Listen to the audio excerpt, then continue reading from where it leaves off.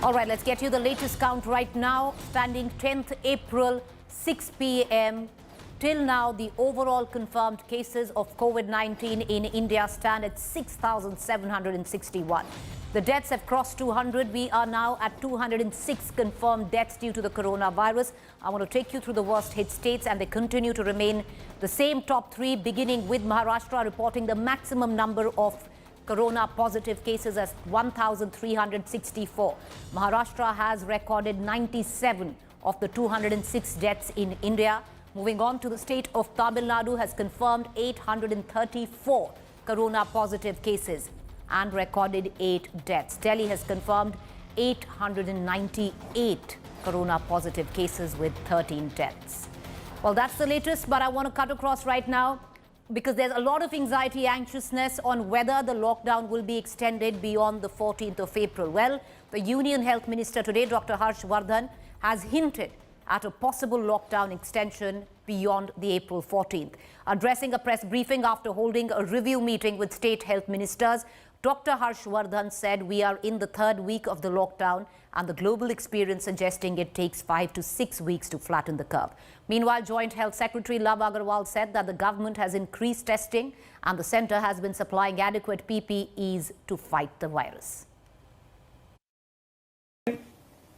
हम लोग काफ़ी हद तक स्थिति को कंट्रोल करने में सफल हुए हैं। कुछ स्टेट्स के अंदर ज़रूर बीमारी थोड़ा सा असाधारण गति से आगे बढ़ रही है, लेकिन अभी लॉकडाउन के हम तीसरे सप्ताह में हैं। साधारणतः जो एपिडेमियोलॉजिस्ट का भी कहना है कि 2 से 4 सप्ताह तो इसके कर्व को फ्लैट होने में नॉर्मली भी लगता है। इसलिए हम जरा भी धैर्य को ना खोएं। ये जब तक वैक्सीन जो कि एक व्यक्ति की मदद करेगी वो जब तक दुनिया के लिए उपलब्ध होगी, तब तक मेरा ये मानना है कि सोशल डिस्टेंसिंग और आज के परिप्रेक्ष्य में लॉकडाउन जैसी प्रक्रिया, ये दोनों ही मिलकर हमारे देश के लिए और दुनिया के लिए सबसे बड़ी सोशल वैक्सीन है। इसके बारे में हम जितना ज़्यादा लोगों को एम्फेसाइज करेंगे उतना आवश्यक है। अब तक 503 पीपल हैव रिकवर्ड और उनको डिस्चार्ज कर दिया गया है। कंफर्म केसेस की संख्या देखें तो कल से आज तक में 678 नए केसेस आए हैं, जिससे कि टोटल संख्या 6,412 केसेस हो चुकी है। टोटल 199 डेथ रिपोर्ट हुई हैं, जिसमें से कि 33 deaths have been reported in last single day. जनवरी में हमने एक लैब से अपना कार्य शुरू किया था, उस लैब को हमने 15 लैब तक बढ़ाया और बढ़ाते बढ़ाते आज सिचुएशन ये है कि पब्लिक सेक्टर में ही 146 लैब्स हैं और 67 प्राइवेट लैब्स हैं, जिनके करीब 16,000 से प्लस कलेक्शन सेंटर्स हैं। तो यह प्रोसेस भी जिस टाइप की इमरजेंसी से हम डील कर रहे हैं, उस समय में भी हम देखें तो 2 या 3-2.5 लैब की पर डे की प्रगति से हमने लैब्स का जो गवर्नमेंट सेक्टर में ही अपस्केलिंग की है।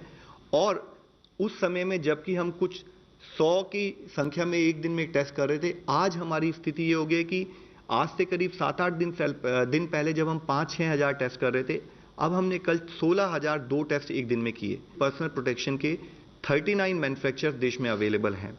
और उसके साथ ही अगर आप देखें कि आज से 2 महीने पहले जो देश में स्थिति थी, जो स्टेट लेवल पर जो पीपीज अवेलेबल थे, उसके दुगने पीपीज यानी कि उतनी ही क्वांटिटी में पीपीज हमने प्रोक्योर कर आज हमने सप्लाई भी स्टेट लेवल पर कर दिए हैं।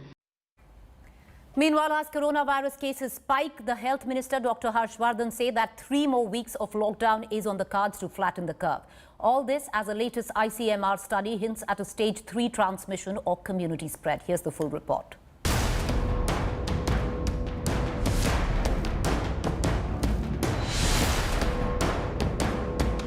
Over 650 coronavirus cases in 24 hours. India has seen a big jump in the number of COVID-19 confirmations, enough to spark fears of community spread. As numbers spike, Health Minister Dr. Harshvardhan has hinted restrictions could continue even after the lockdown ends on 14th April. हम लोग काफ़ी हद तक स्थिति को control करने में सफल हुए हैं। कुछ स्टेट्स के अंदर ज़रूर बीमारी थोड़ा सा असाधारण गति से आगे बढ़ रही है, लेकिन अभी लॉकडाउन के हम तीसरे सप्ताह में हैं। साधारणतः जो एपिडेमियोलॉजिस्ट का भी कहना है कि 2 से 4 सप्ताह तो इसके कर्व को फ्लैट होने में नॉर्मली भी लगता है, इसलिए हम जरा भी धैर्य को ना खोए। देश में अभी कम्युनिटी ट्रांसमिशन नहीं है, उतनी भय की स्थिति नहीं है, लेकिन फिर भी हमें अवेयर रहना है, हमें अलर्ट रहना है और रिक्वायर्ड डूज एंड डोंट्स को फॉलो करना है। The biggest worry for health officials is what stage of outbreak India is in. A latest study by the Indian Council of Medical Research suggests community spread may have already started. The ICMR's findings are based on samples of people suffering from severe acute respiratory illnesses. Of the 5,911 patients tested, 104 or 1.8% were positive for COVID. At least 40 of them had no travel history or contact with a patient. These unexplained cases have come from 36 districts in 15 states. Yesterday we expanded our testing strategy further to include all symptomatic cases in hotspot areas. Punjab Chief Minister Amrinder Singh has echoed the ICMR study. 481 people's samples have been collected and 27 have tested positive. And these are primary sources. Negative, of course, is 341, 113. We are still waiting for the results to come in. But that primary source is pending. The Health Ministry maintains India is yet to enter community spread. जब भी community transmission की कोई stage आएगी, हम लोग आपको आके बताएंगे। अभी मैं आप सब लोगों से रिक्वेस्ट करता हूं, एक्चुअली चैलेंज आज लोकल ट्रांसमिशन और कम्युनिटी ट्रांसमिशन अलोन नहीं है। चैलेंज ये है कि जो प्रिकॉशनरी स्टेप्स, जो कंटेनमेंट स्टेप्स हमें लेने हैं, क्या हम सब लोग कलेक्टिवली मिलकर उसको ले रहे हैं। With Milan Sharma in Delhi, Bureau Report, India Today.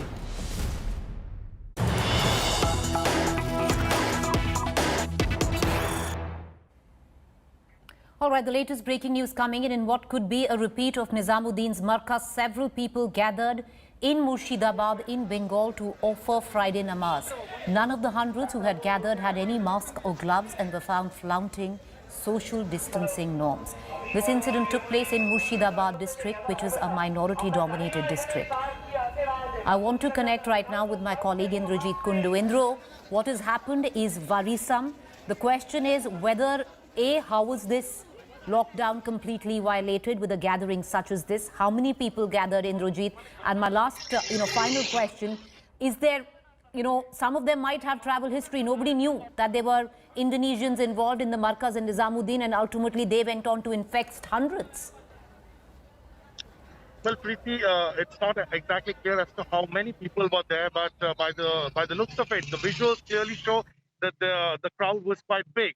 It is in Murshidabad district's Kandi subdivision, and as soon as the information was received, the SDPO of Kandi rushed to that area and, in a sense, started miking in that area using the public address system and asked people who had gathered there to immediately disperse. So the people dispersed from the mosque immediately after the police arrived there, but clearly flouting the lockdown measures that have been announced across the country.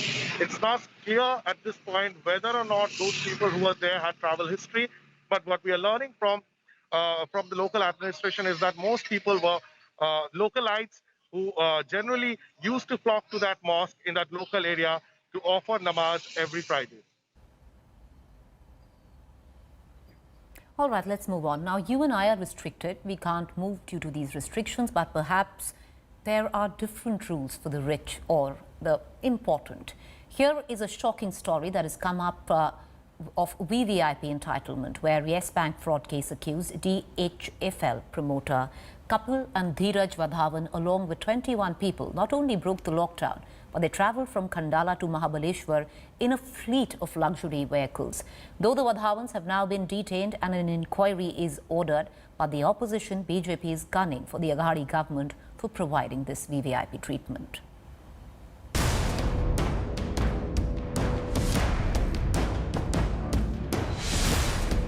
The whole of India is under lockdown. But a rich and powerful family under probe for alleged bank fraud running into crores of rupees has not just violated every rule in the book, but done so with official sanction.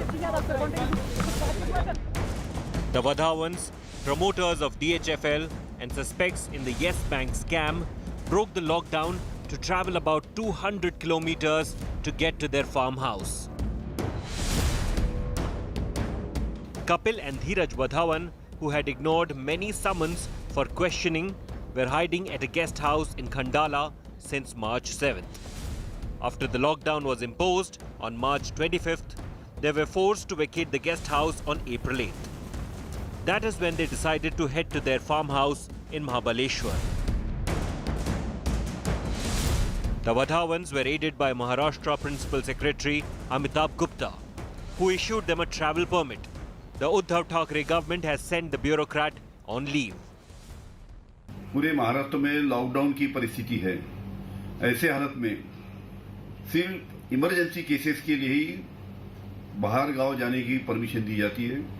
जो वाधवान परिवार को 23 लोगों को जो खंडाला से महाबलेश्वर जाने की जो परमिशन मिली है, उसकी जांच की जाएगी और योग्य को कार्रवाई की जाएगी।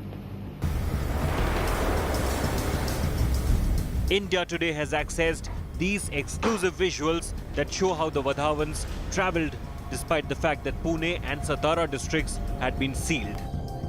23 members of the Vadhavan family are now quarantined at a school in Panchgani.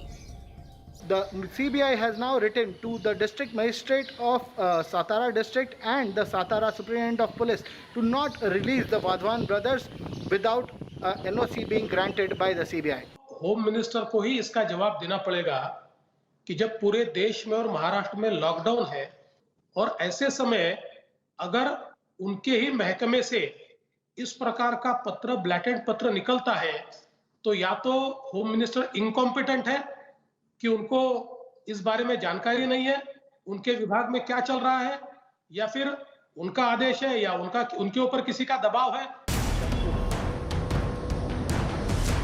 While Kapil and Dheeraj Vadhavan are in custody now, it is clear they enjoyed official support and patronage. Who supported the suspects of a multi-crore banking fraud to break the lockdown is surely a matter that needs to be investigated. With Divyesh Singh in Mumbai, Bureau Report, India Today.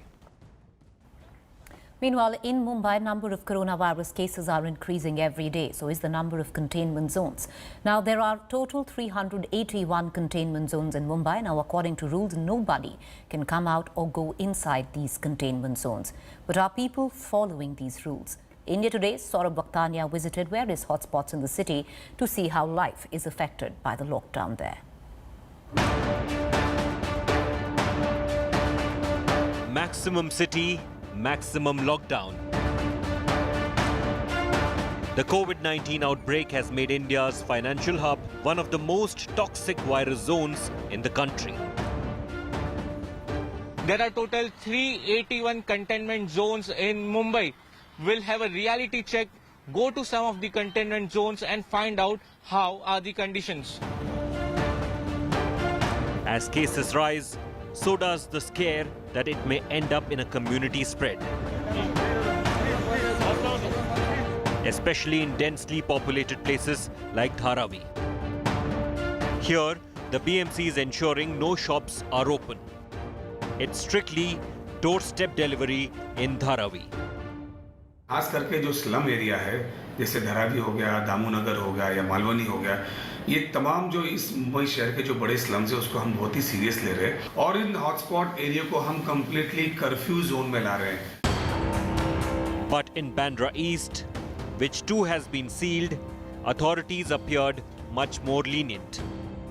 We are present outside one containment zone in Bandra East area. Now there is a clear restriction of people coming in and out of this containment zone, but you can see the people are still going inside and no security officials present over here.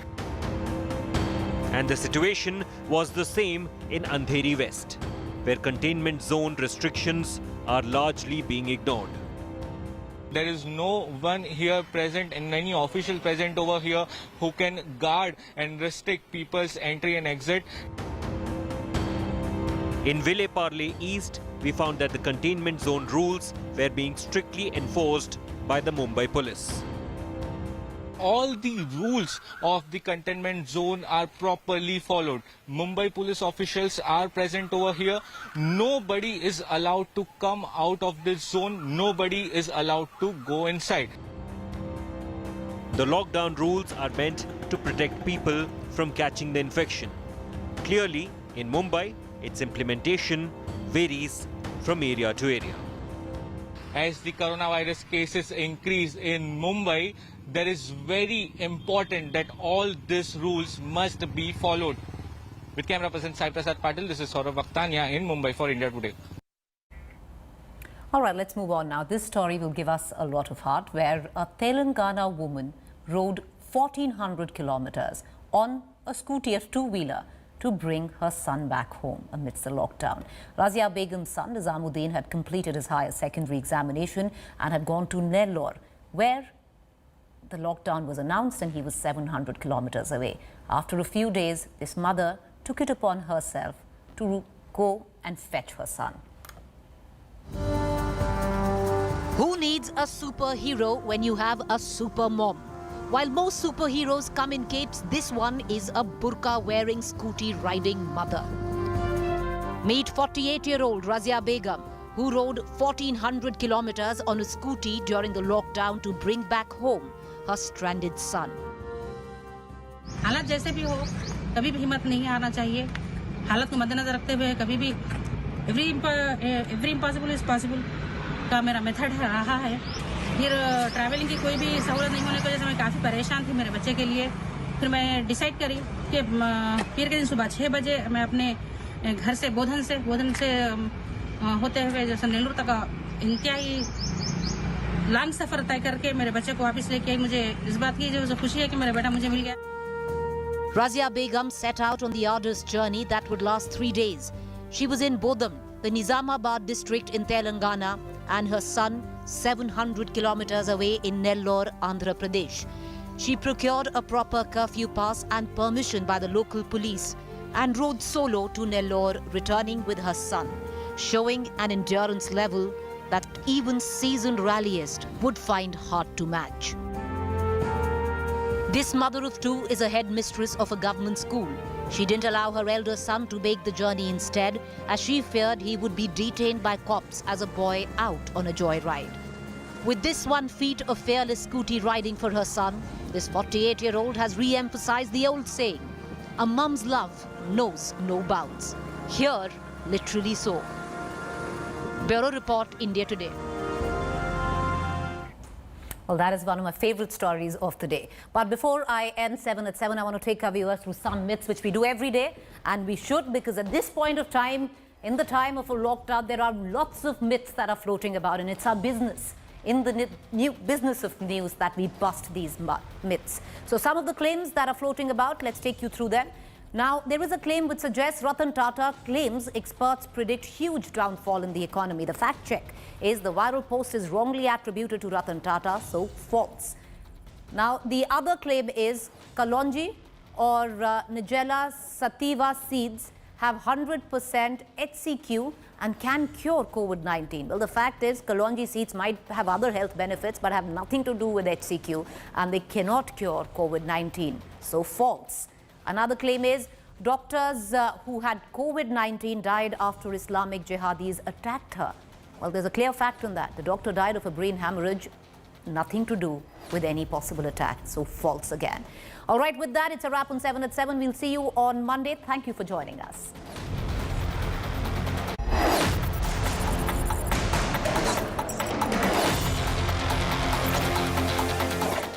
Hello everyone, this is Rahul Kamal here. Hope you enjoyed this video. For the latest news and analysis, like and subscribe the India Today YouTube channel, and don't forget to press the bell icon to stay updated.